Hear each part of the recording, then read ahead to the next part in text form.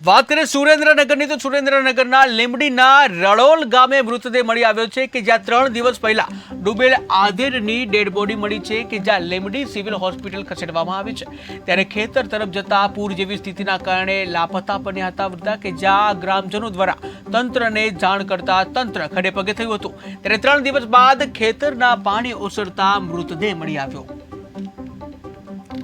તો સુરેન્દ્રનગરમાં એક મૃતદેહ મળી આવવાની ઘટના સામે આવી છે કે જ્યાં આ ઘટના સુરેન્દ્રનગરના લીંબડીના રડોલ ગામ છે ત્યાંની છે કે જ્યાં લીંબડીના રડોલ ગામે મૃતદેહ મળી આવ્યો છે। ત્યારે 3 દિવસ પહેલા જે એક આધેડ છે ડૂબી ગયા હતા અને ત્યારબાદ તેનો મૃતદેહ મળી આવ્યો છે, જ્યાં લીંબડી સિવિલ હોસ્પિટલ ખાતે પીએમ અર્થે આ મૃતદેહને ખસેડવામાં આવ્યો છે। ત્યારે ગ્રામજનો દ્વારા તંત્રને જાણ કરવામાં આવી હતી, જ્યાં તંત્ર ખડે પગે થયું હતું અને ત્યારે 3 દિવસ બાદ ખેતરના પાણી ઓસરતા મૃતદેહ મળી આવ્યો।